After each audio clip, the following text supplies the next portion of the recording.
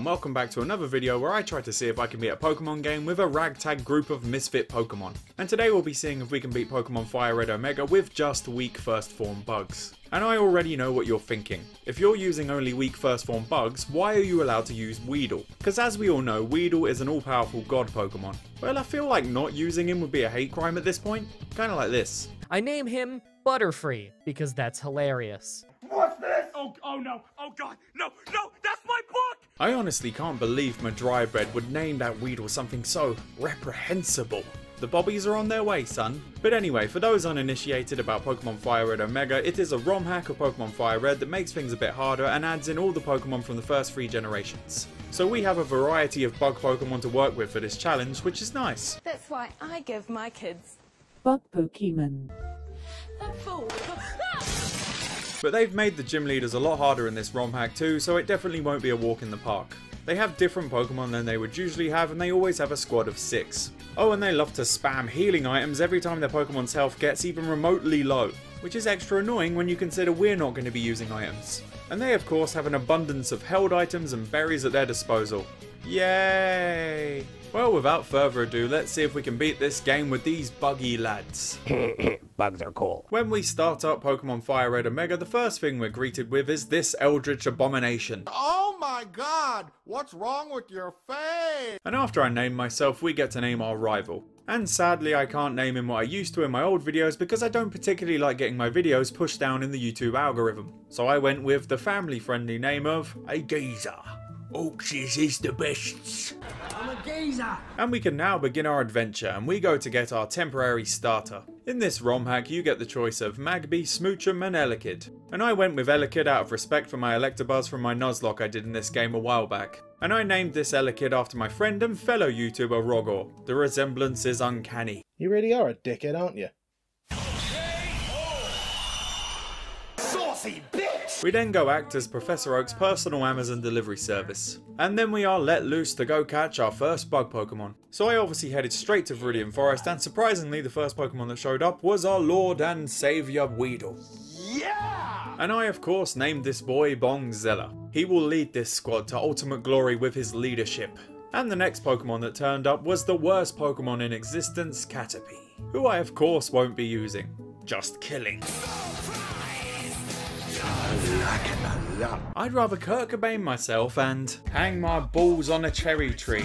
Let them get ripe and take a bite, and if they don't taste right, then don't blame me. I'd rather eat out the rotten asshole of a road-killed skunk. And the next usable Pokemon that showed up was Surskit, who will be a valuable addition to this squad with his water coverage for the upcoming fight with Brock. And I named this lad after Baldrick from Blackadder. Are you looking forward to the big push? No, sir, I'm absolutely terrified.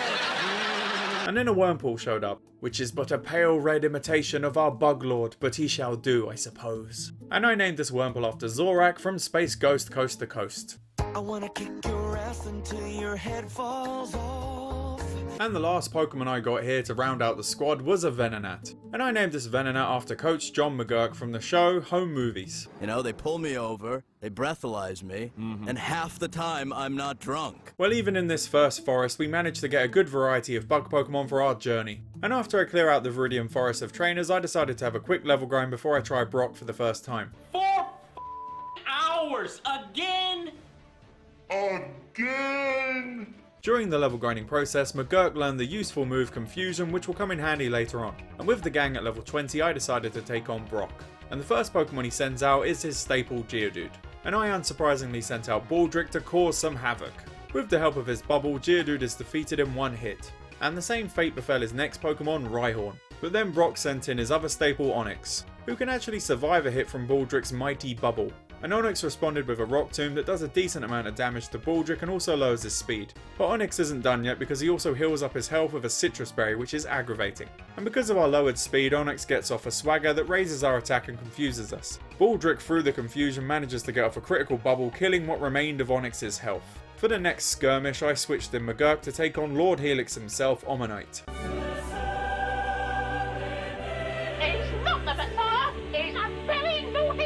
After a long drawn out war of attrition and some healing shenanigans, Lord Helix sadly comes out on top. I am the golden god I then sent in Baldric to take on this pesky god, and he kills him with a single bubble. Yes, death to the false god. Weedle is the only true god. The next Pokemon Brock sent out was a Kabuto, that Baldric manages to take down with only a tiny sliver of his health remaining, and I sent in Zorak to take on his last Pokemon, Vulpix. And although he puts up a good fight, he sadly dies at the paws of Vulpix. Incensed by the death of his comrade, Bongzilla loses himself out of his Pokeball, and he gets divine retribution for his subordinate, thus giving us our first batch. But that wasn't too bad thanks to Baldric. On the way out of town, we're finally given the running shoes. Seriously, why do they make you wait so long to get them? It's bloody torture how slow you move without them. After this, we find ourselves in Mount Moon, a place where we can catch another Pokemon, and that Pokemon is Paris. And I named this Paris after Migi from Parasite, a show about monsters that take over people's bodies. Which is very appropriate for Paris, because as we all know, he turns into Parasect, which is, you know... On my way out of Mount Moon, I took the Helix fossil. I knew that if I didn't say what I took, you'd all ask. Comments, the algorithm of the YouTube. It's me, Austin! Oh, son of a bitch! Stop! You violated the law. Pay the court a fine or serve your sentence. Your stolen fossil jokes are now forfeit. Take the fine! Oh, ooh.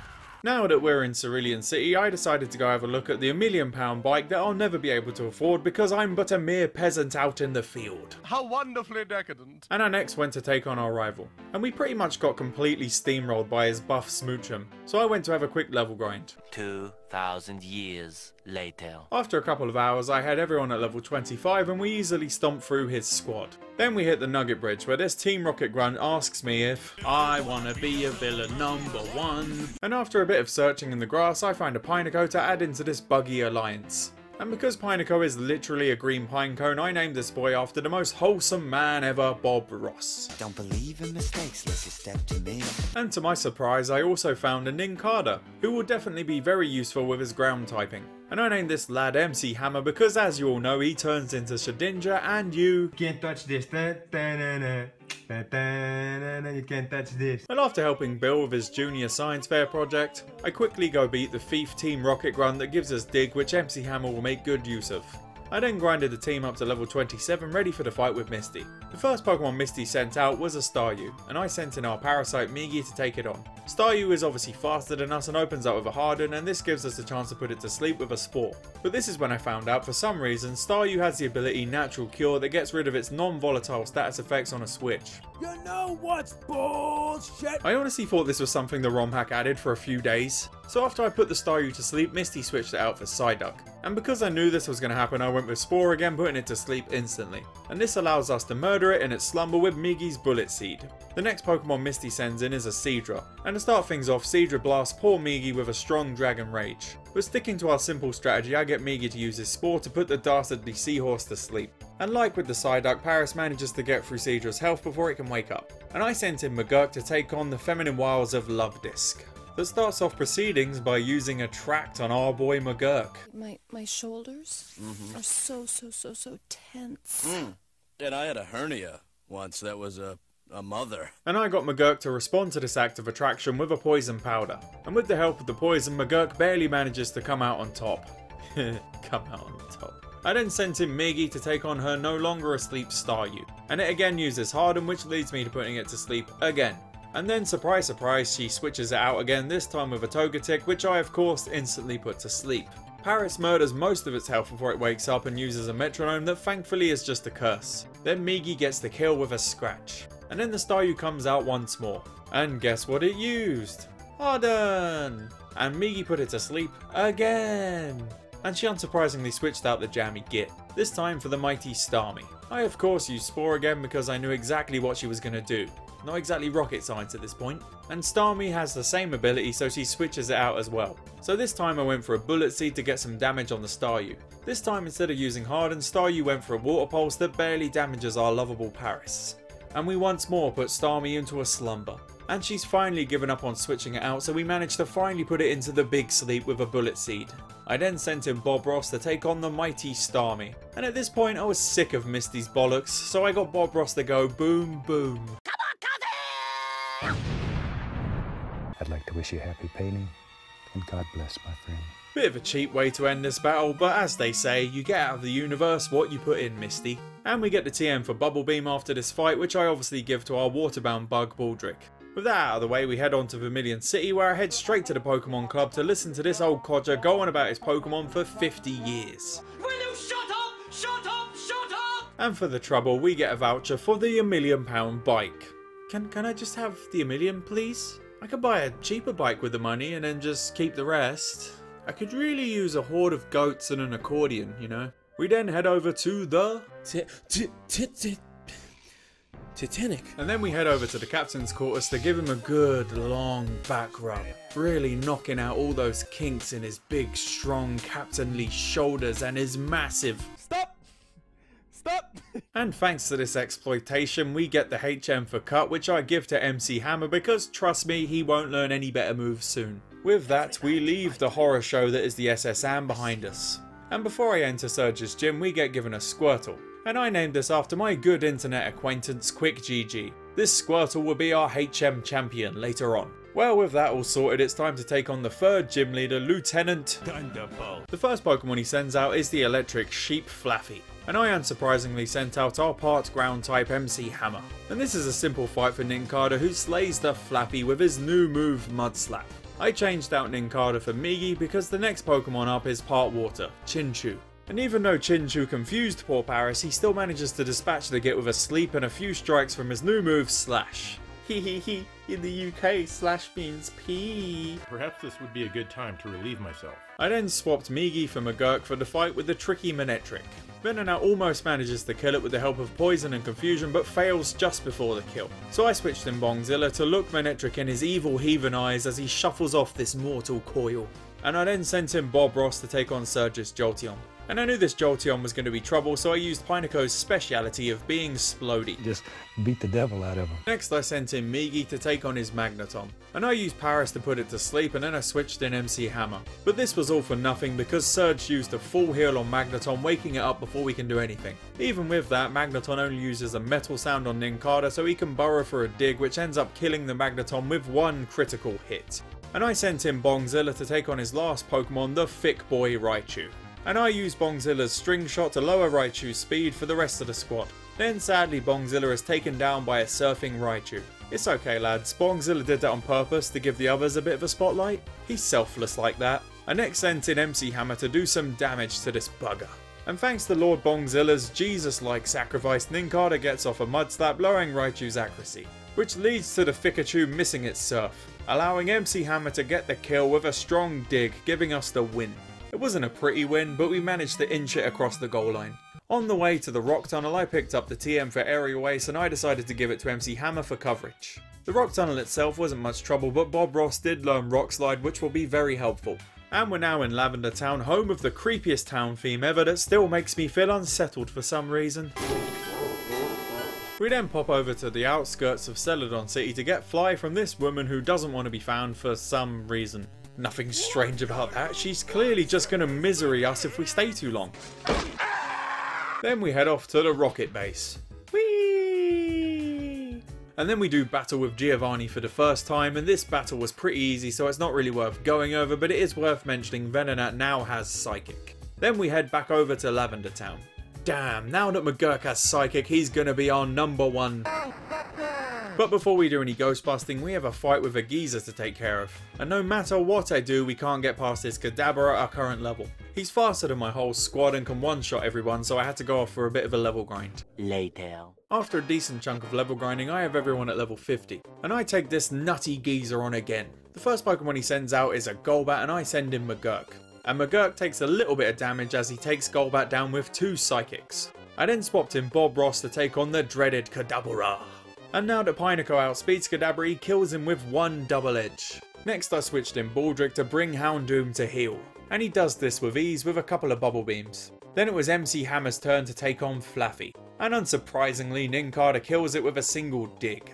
And since it's last Pokemon time, I put in Bob Ross to take on the annoying Jinx. And you know what time it is.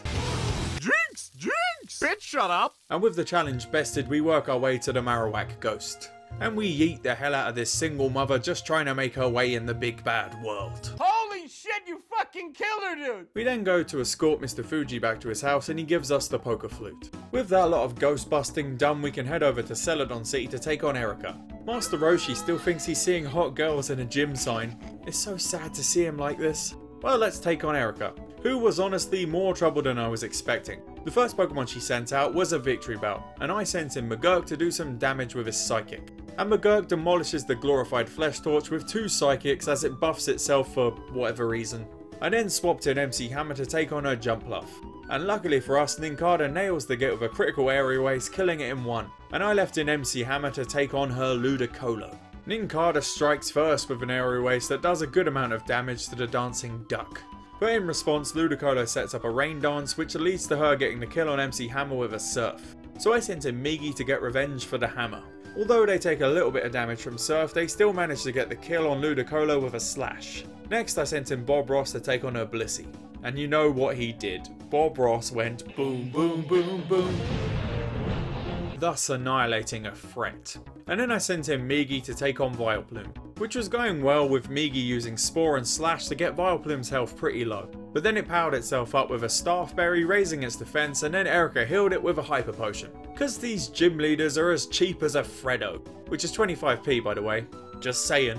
Migi managed to get a couple of hits in before Vileplume awakened to kill the poor Paris with a Sludge Bomb. So I then switched in McGurk to avenge our little Parasite. And he gets off a good Psychic that gets the Vileplume down into the yellow. And then Erica heals it again, this time with a Moo Moo Milk. He needs some milk! And after McGurk got pounded into the ground with Sleep, Sludge Bombs and a Leech Seed, he manages to get a clutch critical Psychic kill with 1 health point remaining. And I sent in Bongzilla to take on her last Pokemon, Blossom. Weedle does manage to get off a poison with his first Poison Sting, but this doesn't help him, because Blossom instantly sets up a Leech Seed which slowly nips away at Bongzilla's health. Even when Bongzilla managed to do a good amount of damage, Blossom just used Synthesis to heal herself back up to full health. And then sadly the Bug King is defeated with a Leaf Blade. So I sent in the severely injured McGurk, who does manage to get off a Psychic that doesn't really phase Blossom all that much because she goes in for the kill with a Leaf Blade, which just leaves our waterbound bug Baldrick.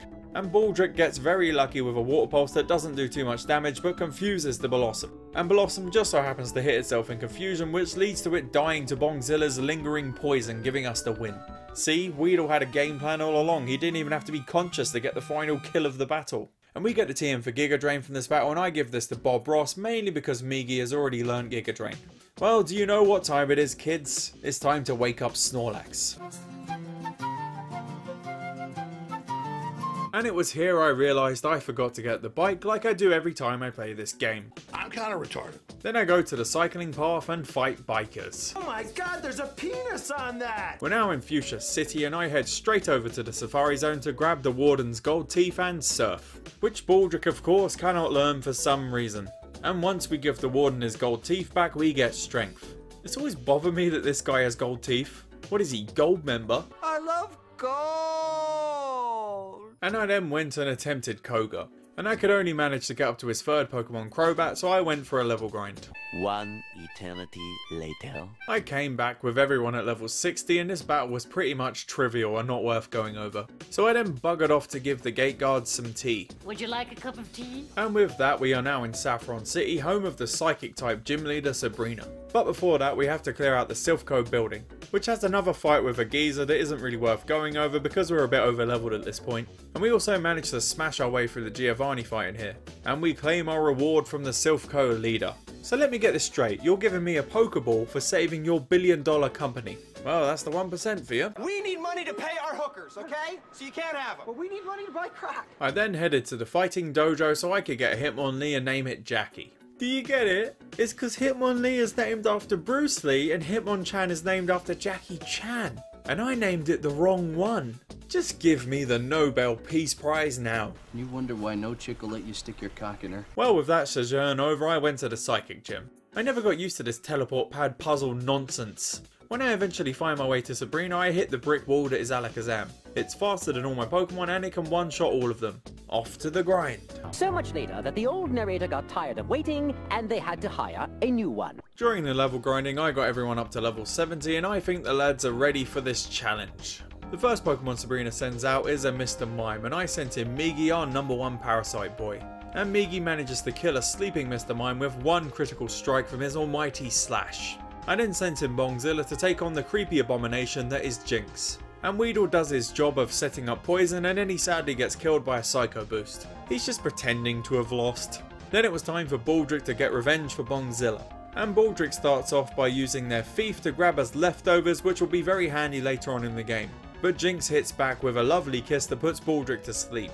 And Jinx hits us with body slams for a couple of turns, with leftovers keeping Baldric's health topped up. Then Baldric awakens to finish off a poison-stricken Jinx, giving us the kill on this complete predator. The next matchup is between Migi and the ultimate waifu Pokemon Gardevoir.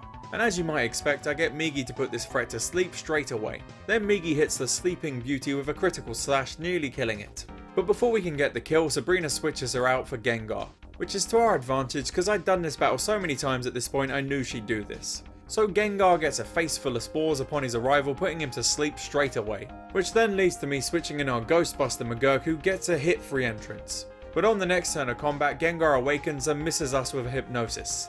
Then McGurk smashes it with a Psychic, doing just over half of its health. And thankfully luck is with us once more as Gengar misses again, letting McGurk get the killing blow.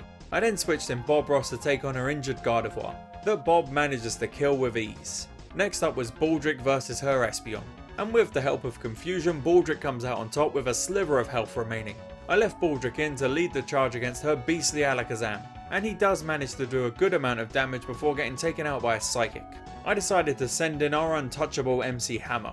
Before he can get an attack in, Sabrina of course uses a full restore, getting Alakazam back to max health. Nincada then follows up with a decent aerial ace. And before Nincada can burrow for a dig, Alakazam nearly kills him with a Psychic. But once MC Hammer emerges from his den, he gets the kill with a strong dig, giving us the win. Abracadabra. Boswallocks. So we board Quick GG, the Squirtle, and head to Cinnabar Island. Then we head straight for the Pokemon Mansion. What's the matter with you, man? We grab the key and head over to Blaine's gym. And with Baldric in the squad, this battle went... Boom, boom, boom, boom. Boom, boom, boom. How did you guess that? Oh, and I taught Migi Solar Beam in the Pokemon Mansion. Forgot to mention that one. Bill did try to get us to go do the Sevi Island nonsense, but I can't be arsed right now, so we'll do that later. We go back over to Viridian City to take on the last gym leader, Giovanni. And while this wasn't quite a Baldric sweep like the last battle, he still took out a lot of Pokemon. But Migi also pulled her weight, getting the last kill and giving us our 8th gym badge. Giovanni gives us the TM for Earthquake, which I of course give to Bob Ross. Then it was time for the annoying boulder puzzles of the Victory Road. I got it wrong. And here we are at the Indigo Plateau. But we aren't going in straight away because I have some level grinding to do, sadly. Why does this make me feel so sad? I didn't make a typo, that might be the longest I've ever level grinded for a video. And I didn't even get him to level 100, they're all at level 85. But this should be enough. Let's take on these gits. The first Elite Four member is Lorelei, who wasn't even a challenge. Migi took out most of her squad using the combination of Spore and Solar Beam. But her last Pokemon, Wigglytuff, was being annoying, so I sent in Bob Ross to do his usual act. God bless, my friend. Next up is Bruno. And this battle went about the same as the first, with Migi pretty much owning the whole squad with its Spore antics. Agatha is the first one of these dorks that actually provides our squad with any sort of challenge. And she opens up the battle with a Shedinja, and I sent in her own Bill Murray McGurk to take him down. Venonat uses a Toxic to take down the Shedinja, and for some reason the footage glitched here, but all you missed was it dying. I left in McGurk to take on the creepy boy that is Hypno, and with the help of Toxic, Confusion and Double Edge, Venonat kills the child kidnapper. I then switched in Bob Ross to take on her Crobat, and this fight is also pretty easy with Bob winning out with 2 Rock Slides. It was then time for McGurk to come back in and do some more ghost busting against Gengar, and this experienced paranormal investigator takes down this Gengar with the aid of Confusion and 2 strong Psychics. I ain't afraid of no ghosts. McGurk stays in to take on the ghostly foe Mischievous, who uses the mean look and Perish Song combo on Venonat, even switching out so McGurk doesn't get the kill before the Perish Song consumes him. Unchivalrous behaviour. Incensed by this obvious cheating, Migi comes in and kills the Sableye with Sleep and Giga Drains to help it. Then she sends her Kerr back in for Baldric to get justice on with a Bubble Beam, giving us the win over this cheap old hag. The next Elite Four member on the chopping block was Lance, and his first Pokemon is the mighty Salamence, who I think Bob Ross will have a good chance of beating. Salamence starts off by using a Dragon Dance, which gives Bob the chance to hit with an Intimidate lowered Rock Slide that still does a decent amount of damage even with Salamance's leftovers. Salamence then hits Bob with an Aerial Ace that does a huge amount of damage to this happy little Pinecone. Pineco does another rock slide that gets Salamence into the yellow. But in a move of total overconfidence, Salamence uses a not very effective earthquake that doesn't kill Bob. Your overconfidence is your weakness. Which allows him to respond with another rock slide, killing this complete and total beast. Wow, he really beat the devil out of that one. I then sent in Baldric to fight the prehistoric terror of Aerodactyl. Unluckily for us, Baldric one-shots the git with a critical water pulse. I leave Baldric in to take on Dragonite. And this time Surskit manages to get the kill with one Blizzard. I next switched in Bongzilla to soften up the mighty Gyarados, which he does a good job at before being taken out. And then I sent in Bob Ross, who renders Bongzilla's sacrifice in vain by just killing this arsehole with an explosion. Baldric came back in to take on a Charizard, and he kills this Charizard very easily with 2 water pulses. I let the almighty Baldric stay in for Lance's last Pokemon, Dragonite, who falls really easily to a Blizzard like the earlier Dragonite, giving us the win. And that leaves just our rival in between us and ultimate victory. He starts off this battle with a Heracross, so I sent an MC Hammer to lay the smackdown, and he manages to get the kill with a critical aerial ace. I left in MC Hammer because he's a good matchup for the next Pokemon, Ampharos, and Nincada easily kills it with just 2 digs. I then decided to give Nincada a break and I switched in Baldric to take on the fiery doggy that is Houndoom, who does take a big chunk of Baldric's health, but that doesn't stop his death at the arse end of a water pulse. Baldric stayed in against the next Pokemon, Metagross. Although Surskit puts up a valiant effort, he sadly gets killed by a Meteor Mash. Next I sent in the happy little Pinecone that is Bob Ross, who gets the kill on Metagross with a decent Earthquake. I left in Bob to take on Jinx, and because Jinx is annoying, Bob went, I'd like to wish you happy painting, and God bless, my friend. For the last time in this video. Then it all came down to McGurk, who had to take on a Venusaur, which he easily manages to kill with a couple of Psychics, winning us this challenge. And there we go, after 133 hours we have this challenge beat. I was not expecting us to have such an easy time with the Elite Four, but to be fair, the level grinding in this challenge was honestly really brutal and time consuming. Do you really believe your own hype that much? I am the hype! I did go to the Sevi Islands where Lorelei threatened to peg a man, so that I could unlock the second Elite Four run, and I even grinded everyone up to level 100, but we couldn't get past Bruno. This got my total playtime up to 150 hours, so I thought I would at least mention it. In life terms, that was an extra week. For those 3 sentences in this video. FML? FML hard. But anyway, I hope you enjoyed this video, and please do not forget to leave a like and a comment so that I can maybe do this for a job one day. Makes the torture and pain worth it. Thank you for watching, and I will see you later.